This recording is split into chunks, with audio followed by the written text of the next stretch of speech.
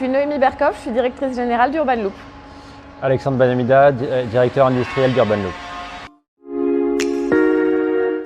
Alors Urban Loop, c'est une société.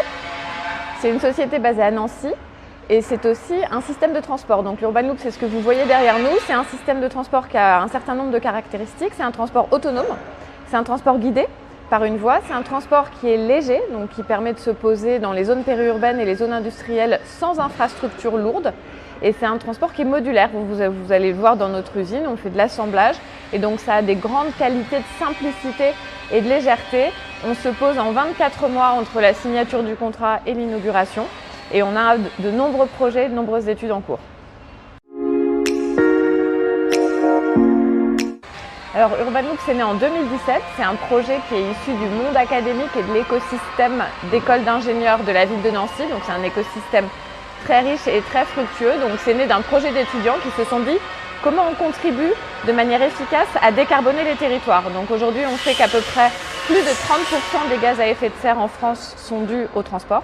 Sur les transports, il y en a plus de la moitié qui est due à la voiture individuelle. Et donc vraiment, le cahier des charges, c'était comment on change ça, comment on contribue à changer le monde. Donc c'est né comme ça en 2017 avec un certain nombre d'étudiants qui ont commencé à contribuer au projet, autour de profs, monde académique, donc sans aucune barrière économique de se dire est-ce qu'on va le vendre, à quoi ça va servir, etc.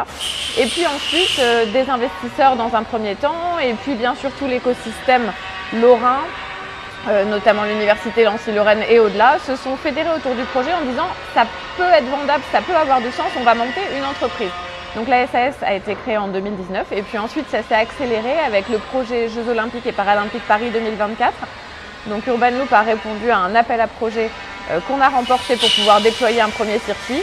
Et puis ensuite on a vendu le projet de Nancy et là on a un grand nombre de projets en cours. Donc 2017, 2019 et puis ensuite un recrutement, les gens les uns après les autres. Aujourd'hui on est plus d'une trentaine.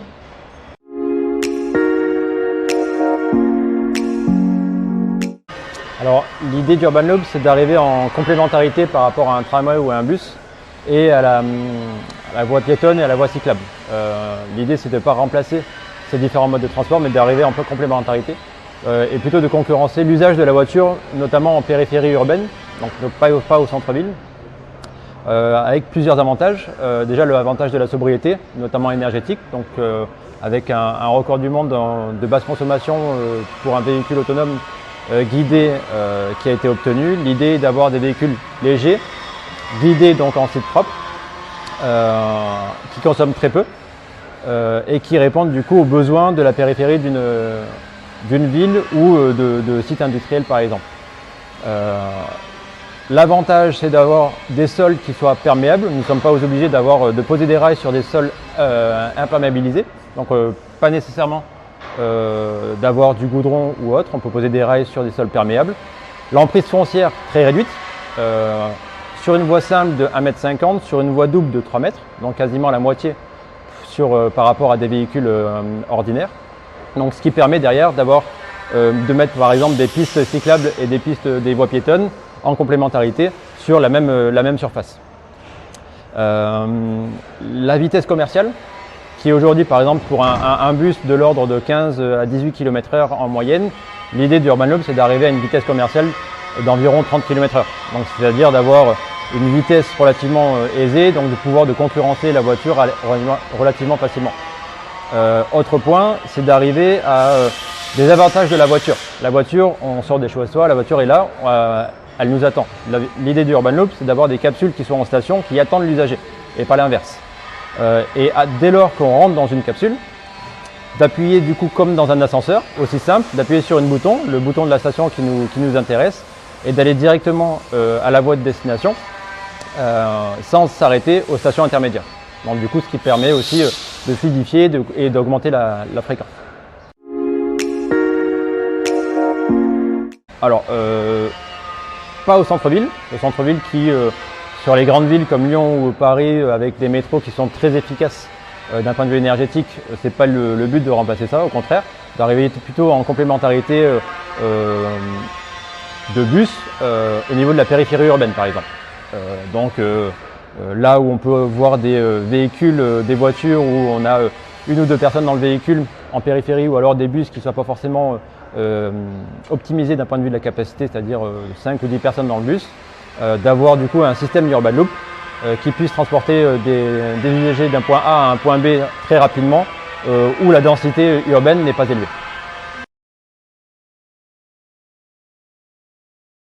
Alors le poids d'une capsule, l'idée c'est de ne pas dépasser, dans tous les cas moins d'une tonne.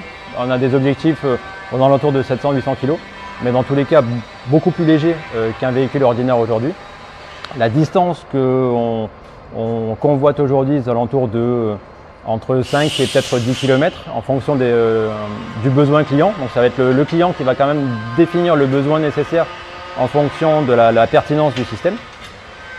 Le volume d'une capsule par contre reste très limité, dans le sens où, comme je vous l'ai dit tout à l'heure, l'emprise foncière doit être de 3 mètres minimum en voie double, maximum en voie double et 1,50 m en voie simple. La capsule doit être maximum de 1,20 m. Donc ça veut dire que le volume d'une capsule est limité volontairement pour ne pas prendre d'emprise foncière dans le système. Alors un quai d'Urban Loop, relativement comme un quai de station de métro par exemple. Le métro arrive, les usagers rentrent dans le métro avec un même niveau par rapport au quai et à la capsule. Donc là c'est le même principe, sauf que dans le quai d'un Urban Loop, la station est en dérivation par rapport à la voie principale. Donc c'est-à-dire qu'on a une voie principale où les véhicules qui ne doivent pas s'arrêter aux stations continuent de circuler, et les stations avec le quai sont en dérivation, où les capsules qui s'arrêtent du coup viennent en dérivation, s'arrêtent, laissent descendre l'usager et un autre usager rentre dans la capsule, mais avec un niveau égal entre la capsule et le quai. Du coup on en revient à ce niveau de quai par exemple, et notamment par rapport au cercle de rotation d'un fauteuil de personnes à mobilité réduite par exemple. Les véhicules sont tout à fait adaptés parce que du coup, grâce à ce niveau de quai et grâce à cet angle. Donc ça permettra aux personnes à mobilité réduite de pouvoir accéder facilement aux stations et aux capsules. Alors la question est oui de jour comme de nuit. La réponse sera donnée par le client et l'exploitant. Ça sera des règles qui seront mises en place soit par des métropoles, des villes ou n'importe client ou des sites industriels.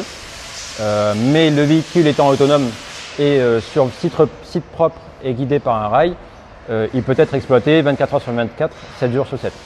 La question sur le temps et la durée d'exploitation, ça sera une réponse qui sera donnée par le client et par l'exploitant. Par tous les temps, il va y avoir des limites, en effet.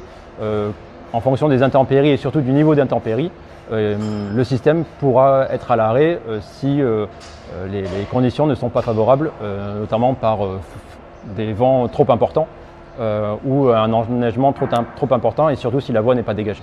Donc là, c'est de nouveau comme dans un véhicule sur route. Par exemple, dans le cas d'un enneigement, on doit d'abord désenneiger pour pouvoir circuler. Donc là, c'est un compromis entre la situation environnementale et la situation sur la voie. La mise en place de l'infrastructure est relativement légère, contrairement à un tramway qui, le tramway étant très lourd, doit avoir une infrastructure vraiment adaptée. Les véhicules étant légers et se déplaçant individuellement, nous ne sommes pas obligés d'avoir une infrastructure très lourde. Donc l'avantage, c'est d'avoir un site qui soit dédié et de pouvoir mettre en place une voie qui soit compactée, pas imperméabilisée, donc qui soit perméable, donc c'est pas forcément du béton. Donc très facilement de construire cette voie, de la compacter avec différentes couches et de poser les rails. Donc les conditions sont relativement simples et le coût et le temps d'installation sont relativement réduits. Alors la maintenance, on peut dénombrer 5 niveaux de maintenance, niveau 1, 2, 3, 4, 5. Les niveaux 1 et 2 sont de l'ordre du nettoyage ou du changement de consommables, seront à la charge de l'exploitant. Et les niveaux 3, 4, 5 qui peuvent impliquer des changements d'organes de sécurité ou des organes fonctionnels de la capsule, ou même jusqu'au niveau 5, c'est-à-dire un rétrofit, c'est-à-dire une modification de la conception de la capsule elle-même. Donc ces niveaux 3 à 5 reviendront à Urban Loop. Donc, et dans ce cadre de niveau de différentes maintenances, il y aura pour chaque site un local de maintenance, un local technique dans lequel l'exploitant aura sa place et pour pouvoir amener les différentes capsules pour ce niveau 1 et 2. Pour les niveaux 3 et 4, les capsules reviendront dans une usine Urban Loop. Le projet est né en 2017, donc les années recherche et développement c'est assez compliqué parce qu'en fait il est séparé en sous-systèmes. Donc il y a certains systèmes sur lesquels on est encore en train de gagner des prix et des subventions pour développer des blocs, donc soit des blocs logiciels, soit des blocs en termes de conception. Donc là on est en phase de maturité, c'est-à-dire qu'on est en phase d'industrialisation. Donc le système existe et fonctionne. On pourrait dire qu'on est sur quelque chose qui ressemble à 5 ou 6 ans de R&D, mais avec les 2 premières années en mode académique pur R&D, et puis ensuite du système mixte avec on vit de subventions, de bourses ou de concours, et puis là on passe en mode entreprise SAS, mode client, donc on va être entre 2 purs et 6 ans. Alors le projet Saint-Quentin-en-Yvelines, c'est un projet qui est né en 2021, donc encore dans le cadre d'une réponse à un appel à projet qui était lancé par le ministère des Transports et son agence de l'innovation dans les transports, l'AIT. Donc ils se sont dit, tiens, on va utiliser les Jeux Olympiques, comme c'est toujours le cas, pour mettre en valeur, marketer les innovations du pays, donc là la France, et ils se sont dit, qu'est-ce qu'on pourrait faire comme vitrine de l'innovation.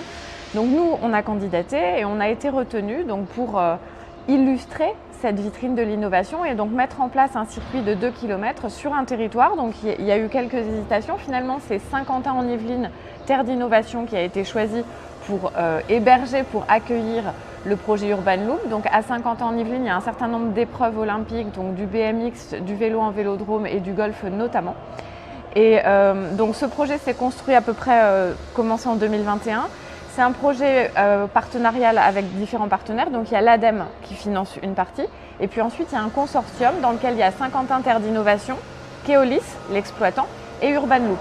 Et donc ces 3 partenaires ont constitué depuis 2021 tout ce projet, donc qui est un projet de 2 km qui dessert d'une partie un parking pour aller jusqu'à une zone de célébration, une fan zone.